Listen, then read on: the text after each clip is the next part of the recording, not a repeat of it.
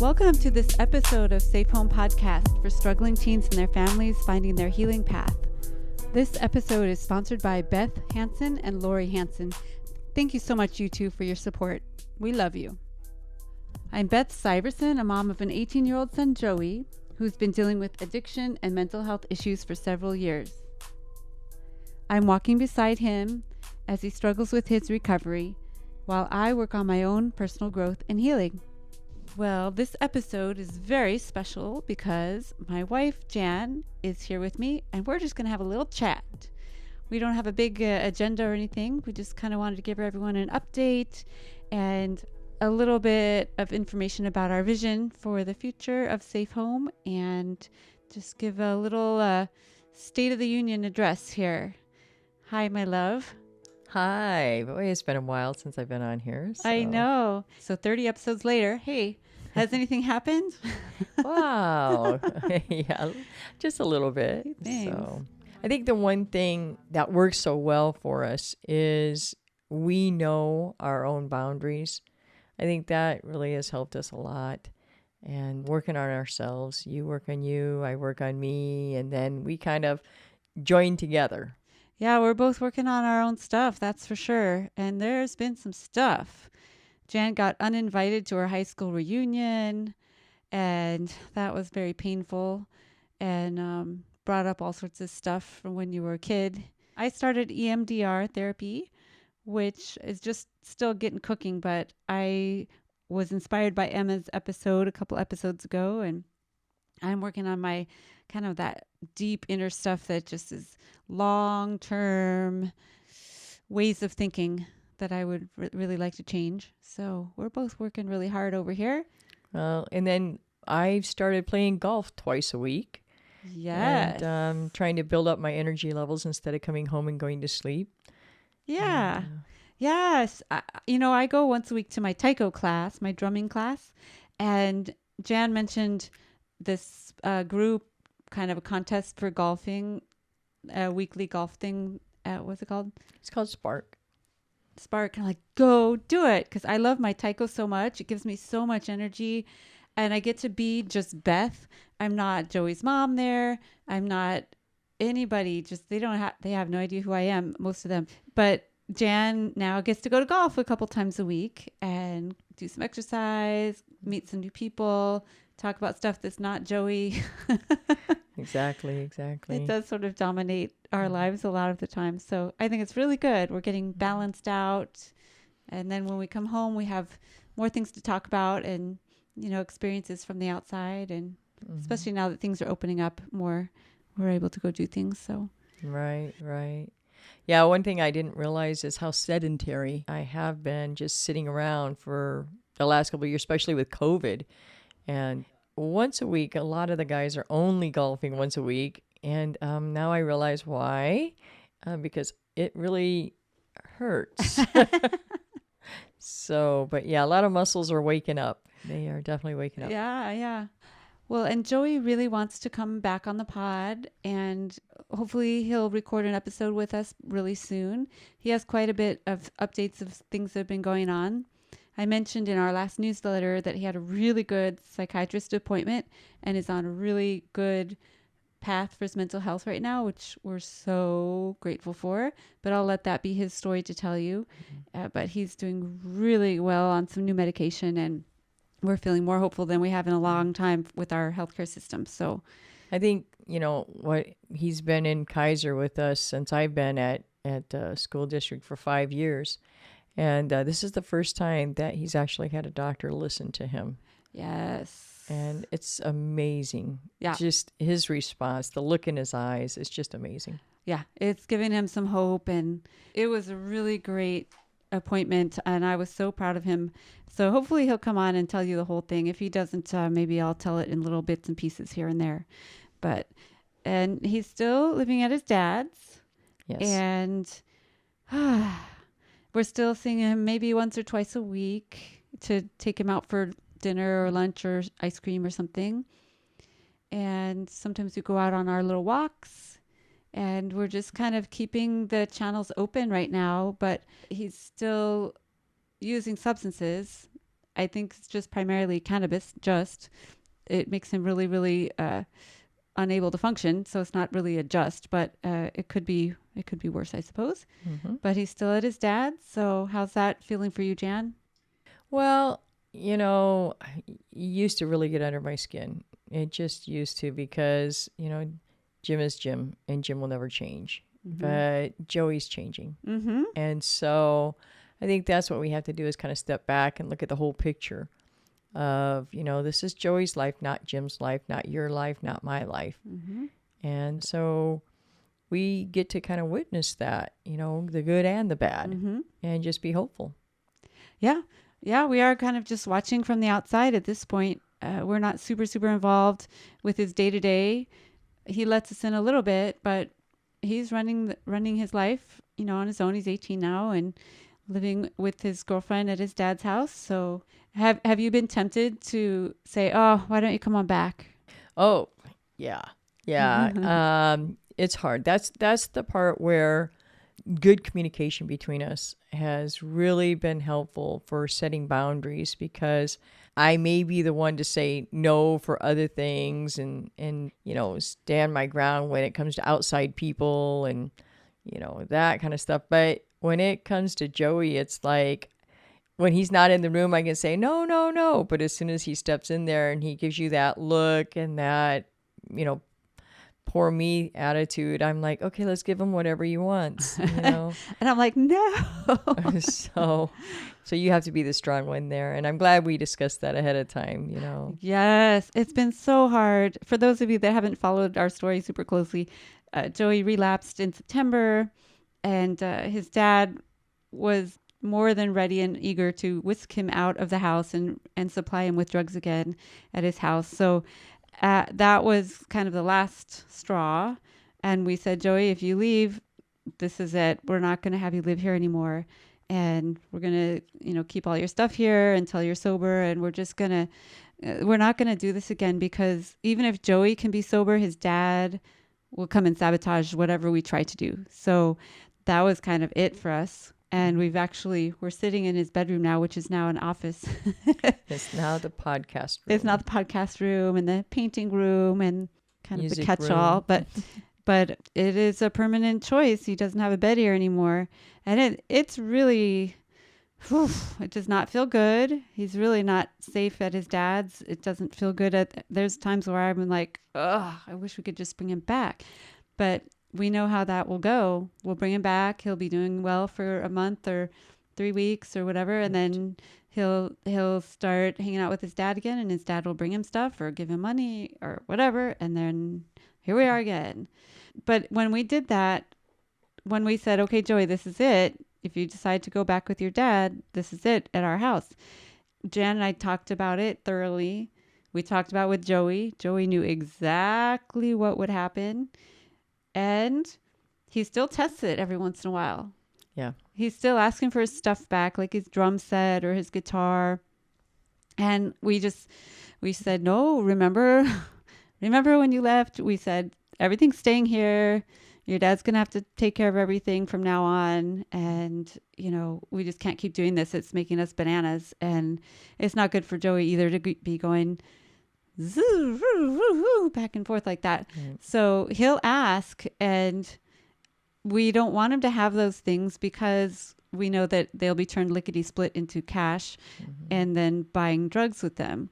So even if that's not his intention, if his intention is to do music, and by the way, he knows that is, my passion, and I love that he uses music.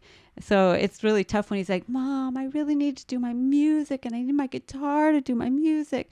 I'm like, wah. But we've been holding firm and said, no, Joey, that's a hard line. We decided we're holding your stuff because we don't want it to vanish and turn into drugs. And even if you don't think you're going to use it for drugs, you'll get it home. And then one day you'll be out of money and be like, And then there it goes. There's been so many things that have been sold for drugs along the way.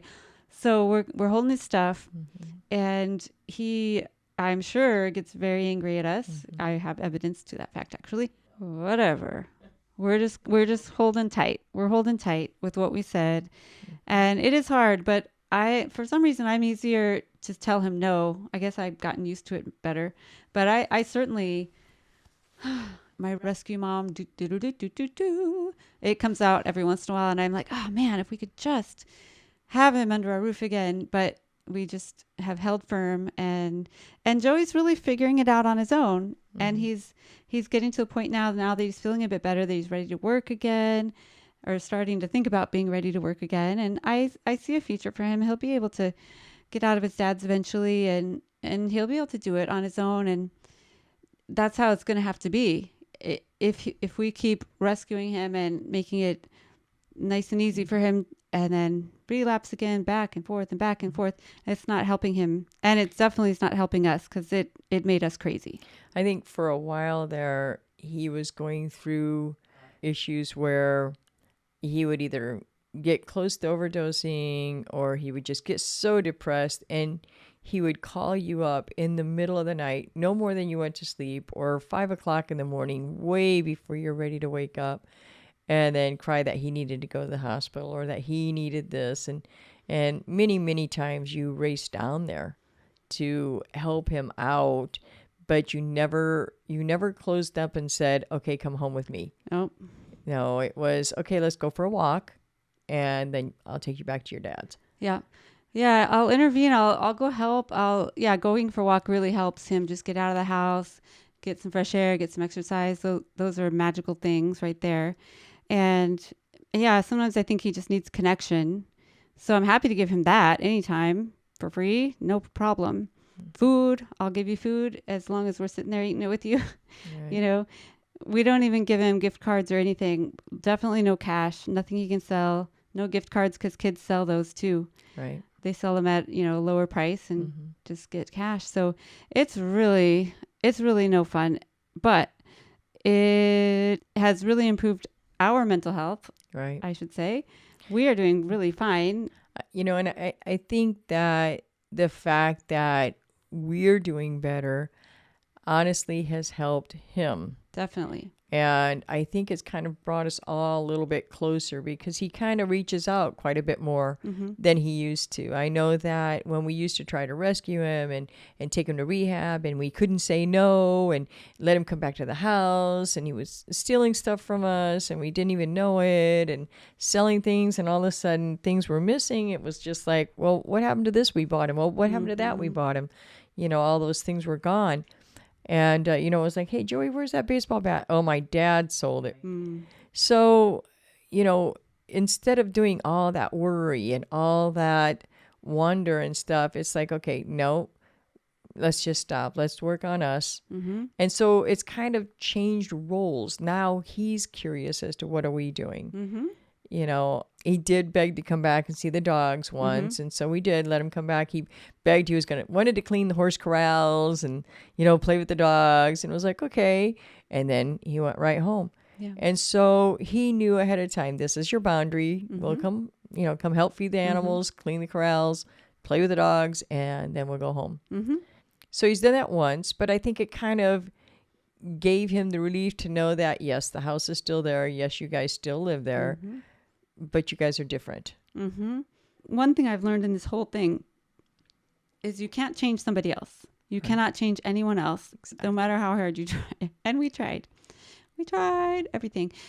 You can't change anyone else, but you can change yourself. And when you change yourself, it often will prompt change in other people. Maybe not the way you want it. You can't really control how that happens. But when one person in the system changes it, everyone else is like, making adjustments to accommodate the changes. And in this case, I think we're all doing really well. I think we're growing.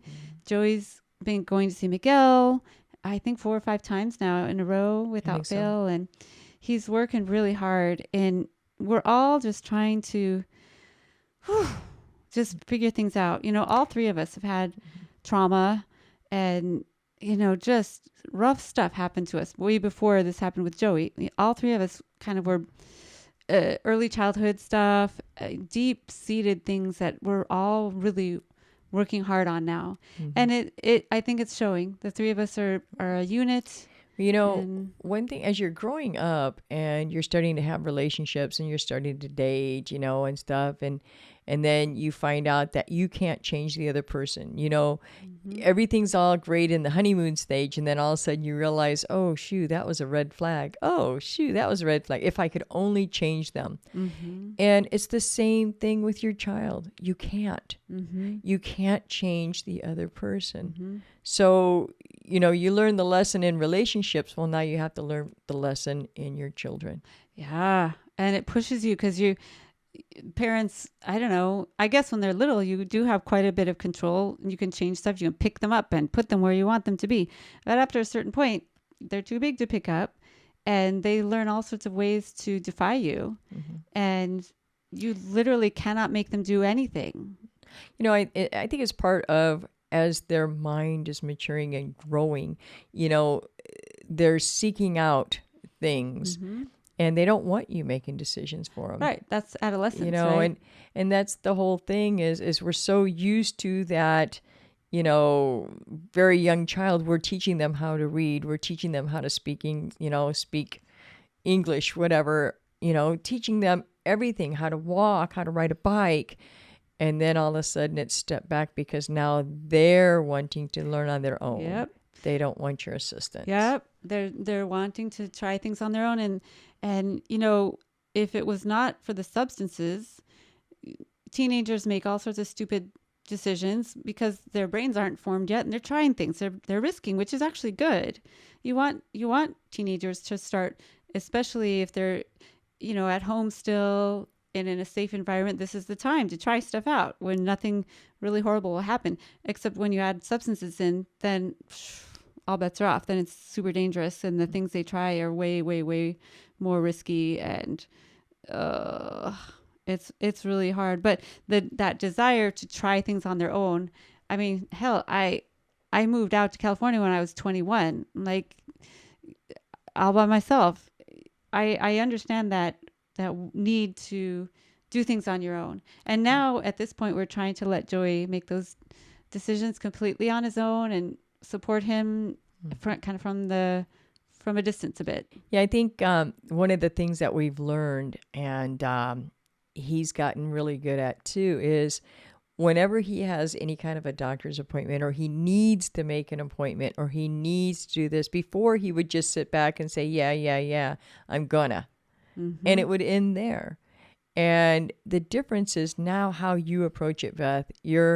Would you like my assistance on that? Or can you do it by yourself? Because I can be on the phone with you if you'd like, whatever you need. No, Mom, I'll do it. Okay, then just text me you did it and I won't hound you. That kind of thing. I mean, it's a whole different approach, really. You're saying the same exact thing, but now you've reframed it and he's hearing it in a different light. Yeah, I'm trying to give him the power. Mental health is so tricky, and he's going to have to be dealing with doctors probably the rest of his life, honestly, just like me. And he needs to figure out how to make an appointment, how to show up to an appointment, how to ask the right questions and get what you need from the doctor.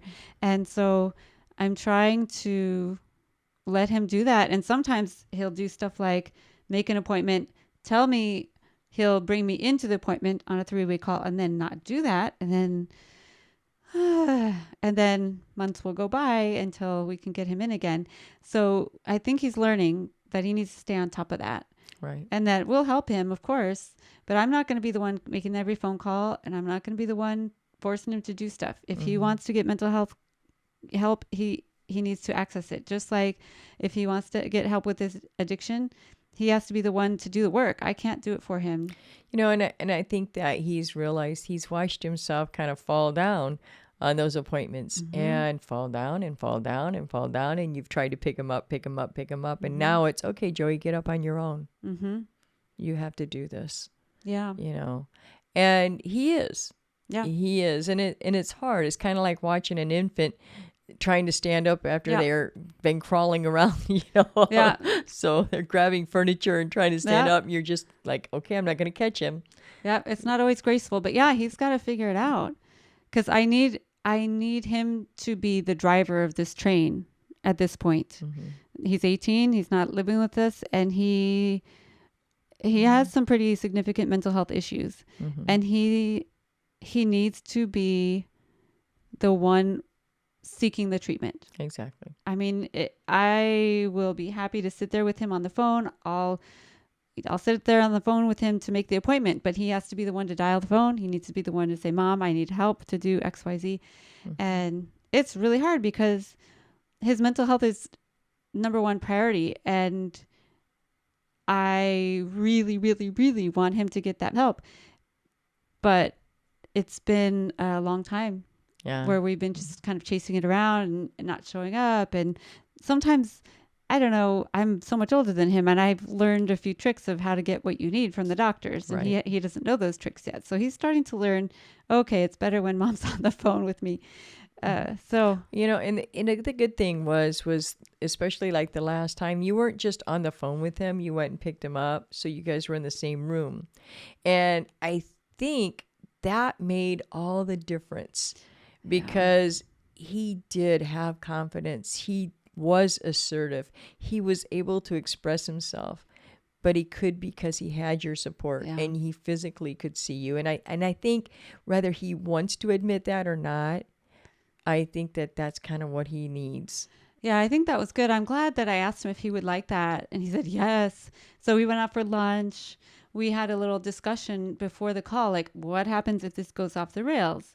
Because sometimes he can get pretty angry and volatile. And I'm like, oh boy, if he screams at someone, then we're really not going to get services that we need. So we talked about what he's going to do if he starts to feel, like stuff's brewing and he's going to get super angry, that what we're going to do. And we didn't end up needing that because he stayed nice and calm and was able to get what he needed. So I was super proud of him. I think that's a good thing too, is what you're bringing up is that you guys sat down and you talked about the what if, what if, and so he was prepared, and a lot of times what happens, and even I do this, I'll have an appointment with my doctor and I'll be thinking, okay, I want to talk to them about my arthritis and I'm going to talk to them about, this pain or my blood sugar levels or whatever. And then I get on the phone and it's like blank. There's really nothing because I wasn't prepared, to tell him what I wanted to tell him. I had already thought about it, but I didn't really sit down and think about it. Do you need me to be on the phone calls with you, Kind Jan? of. Maybe a list. But no, it is tricky. You really need an advocate with you because once you're in front of the doctor, you're like, well, I don't know, blah. So I was helping to fill in the blanks a bit and to advocate for what he needs. But Jan and I are just shifting to let him drive this whole train. That's right. It's his life. He's going to do it how he will do it, just like I did. I made a lot of decisions my parents do not appreciate or approve of. And that's okay. I'm still here. They're still there. We still love each other. I'm doing my life. I'm really happy with what we've decided to do with our lives. And, everybody gets to pick how their life is going to go. Some of Joey's choices are very, very painful, but they're his choices and he's working it out. Exactly. So it's a tough transition though. It's like, I guess we're empty nesters now. Instead of gently nudging your child out, it was like a bomb went off.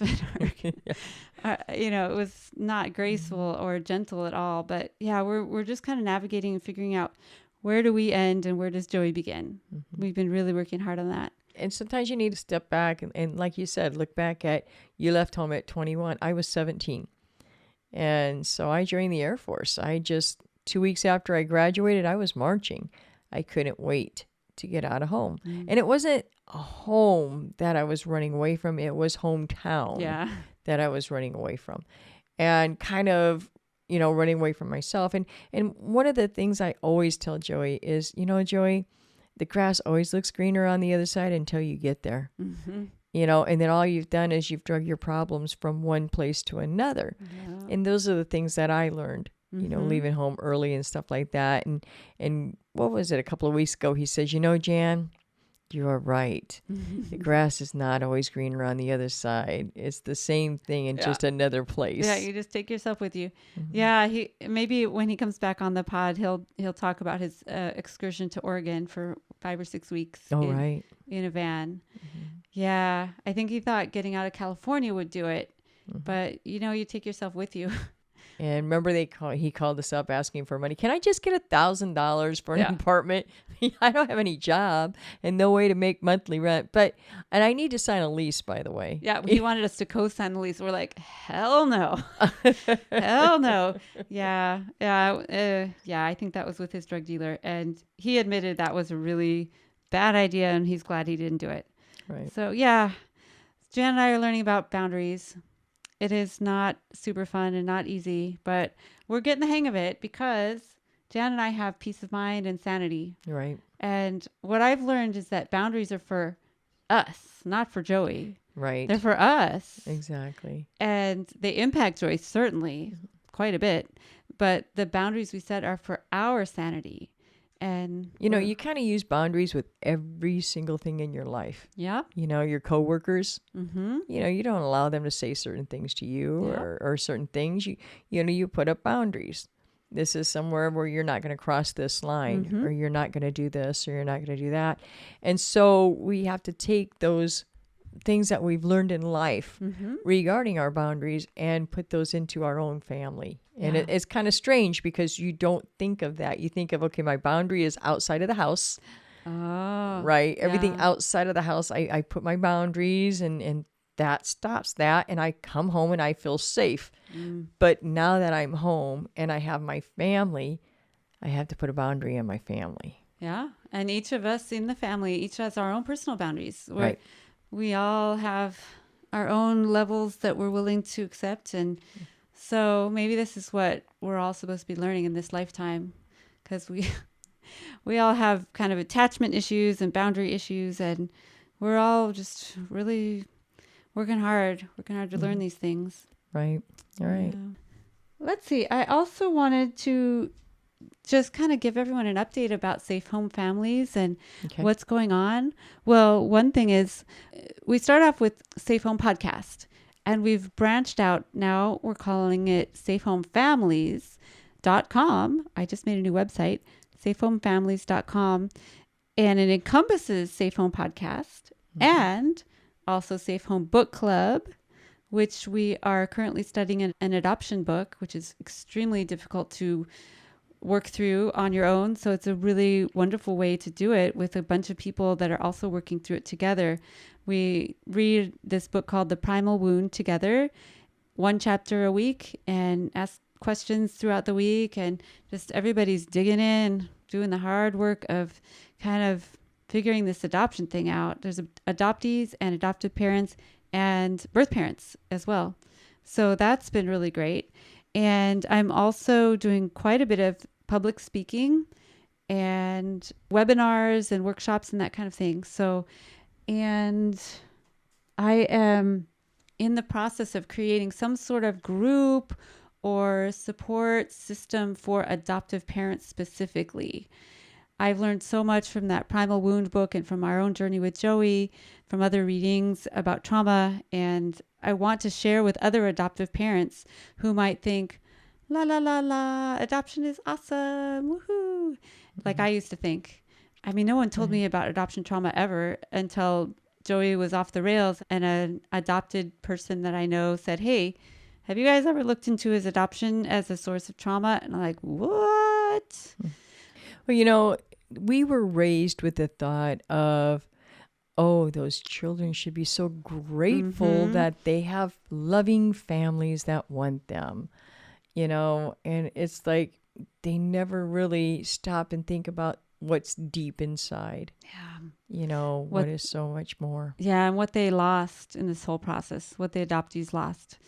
It's pretty massive trauma, especially someone like Joey, whose birth mother was so young and probably had a really horrible prenatal experience, with a lot of shame and a lot of regret, or I don't know. I try to kind of put myself in her shoes, and even from before he was born, there was trauma. And then he had 7 months with other nurses, every 8 hours, different nurses shifting at the hospital where he was at. And then we got him and we thought, okay, we're good to go. We're all good. Right. And took him across the ocean to another country. Oh, nothing. He won't even notice. Like, what was I thinking? Oh, anyway.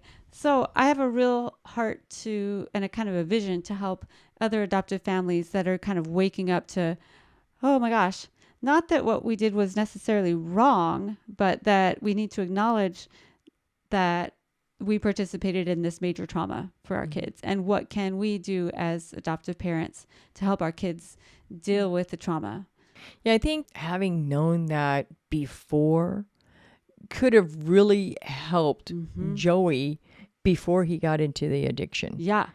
Oh, yeah. If I would have known when we picked him up at 7 months, heck, by the time he was 3 years old, I would have had him in therapy, or I would have had him in play therapy as an infant. I mean, there's all sorts of groups nowadays and therapy, and it's becoming much more prevalent, adoption, or maybe just because I'm paying attention to it more, but there's resources available now for little kids.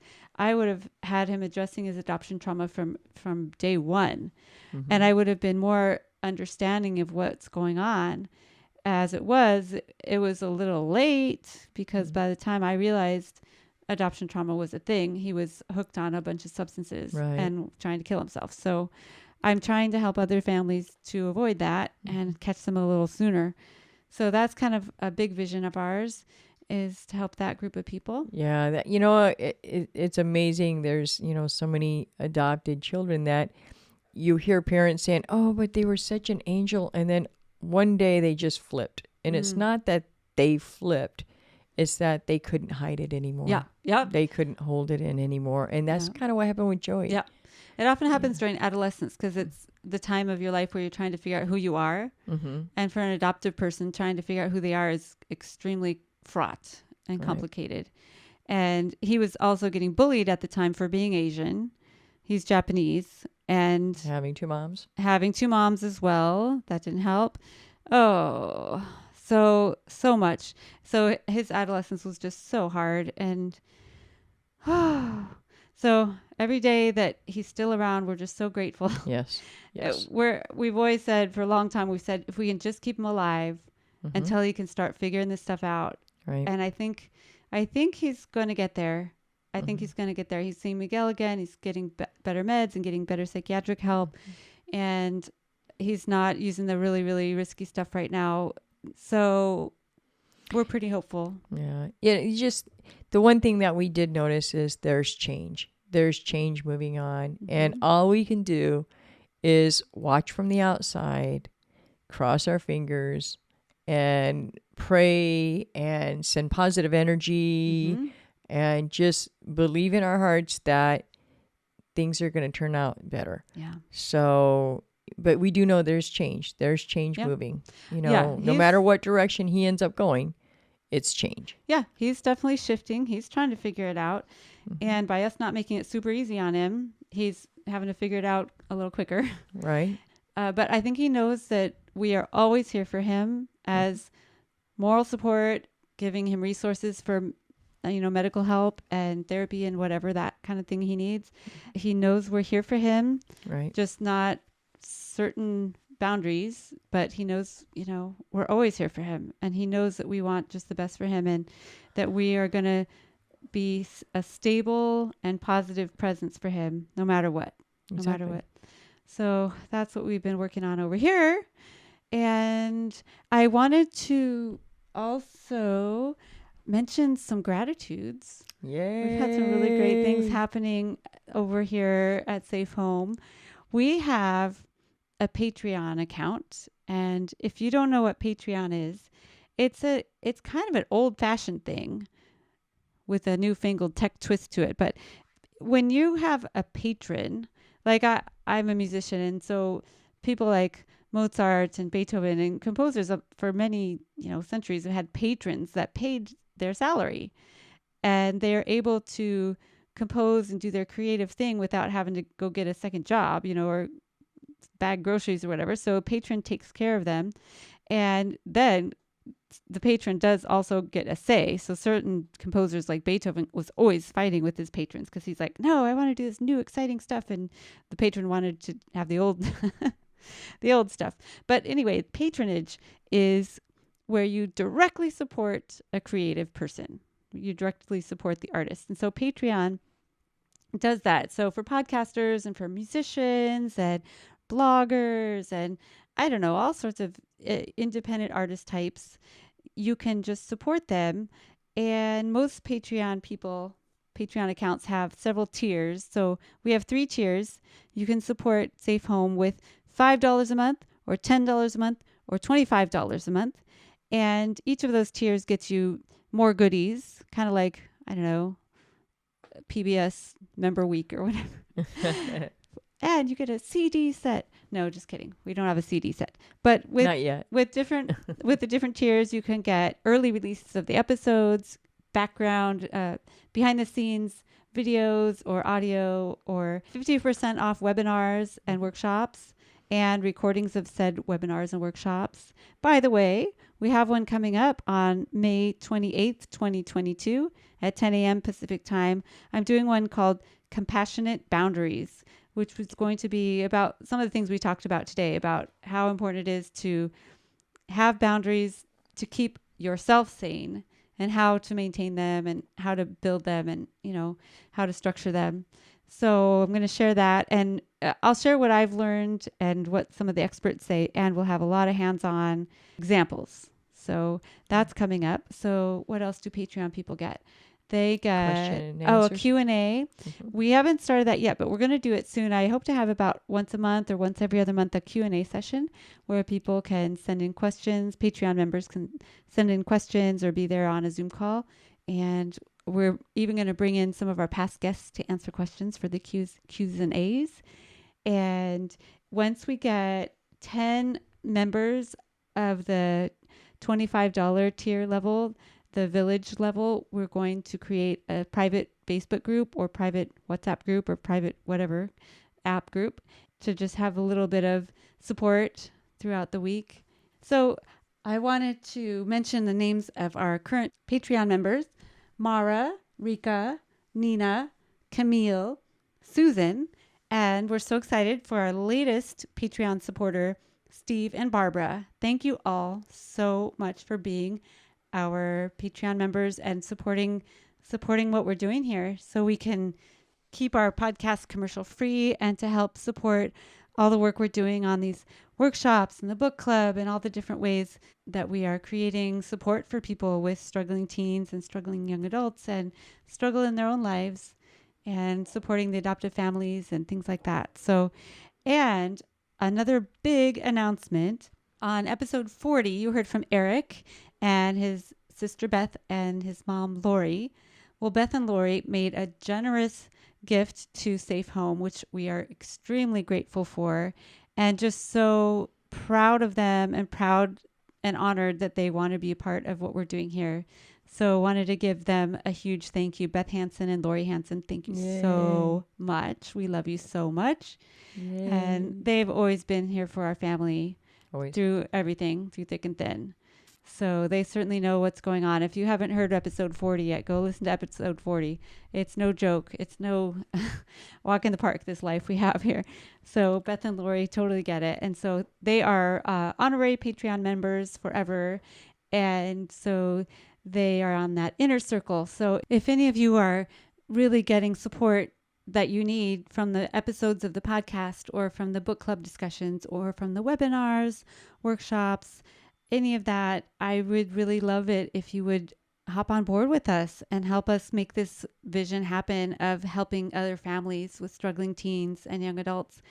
Thank you very much for all of you who have supported. And even if you can't support with money through Patreon, just listening and just sharing our episodes with each other, with other families that you know, sharing our website, sharing our newsletter, all of that helps. All of that helps. So thank you so, so much. We are very grateful for all of you in our lives and wanting to support our efforts here. I want to make sure that I thank everybody for following us and making this dream a reality. You know, the first thing Joey said was, if I could help one person. I heard Eric, if I could help one person. Almost every single person that you've interviewed from the beginning has said, if I could help one person.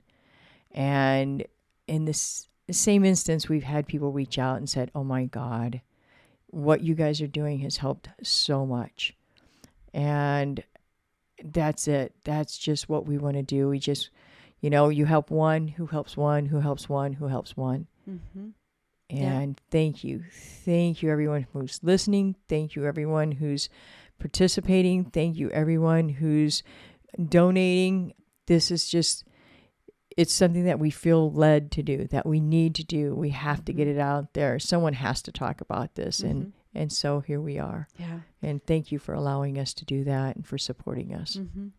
We do really feel led, and we feel like doors are opening for Safe Home, and that it is resonating with people because no one is talking about this stuff. And it is nothing to be ashamed of or, you know, to hide from. So the more we can talk about it, the better it is for our kids and for us too. It's out there. It's common. All of these kind of struggles with mental health, with addiction, it's common. So the more we can talk about it, the better it will be. So I think it's helped. It's helped us all. It's helped us for sure. As a family, it's helped us. You know, I would never wish this on anyone, but man, Joey's struggles with addiction and mental health has forced us, kicking and screaming sometimes, to really look at ourselves and to work on ourselves and get better and to become, you know, more whole and more authentic every day. So we're on the journey with him. That's why in the intro I always say I'm walking beside him. Yes, exactly. We're not in front. We're not behind. We're not watching him walk. We're sitting there right next to him. Exactly. Walking right next to him, working on our own stuff. So check out all of the offerings. Find us on our new website, safehomefamilies.com, and on all the socials. Consider joining us on Patreon. And we just love you all. Thank you so much. We wish you all well. And hopefully you'll hear from Joey real soon. Yes. On one of the near future episodes. Exactly. In the meantime, Jan and I want you to stay safe.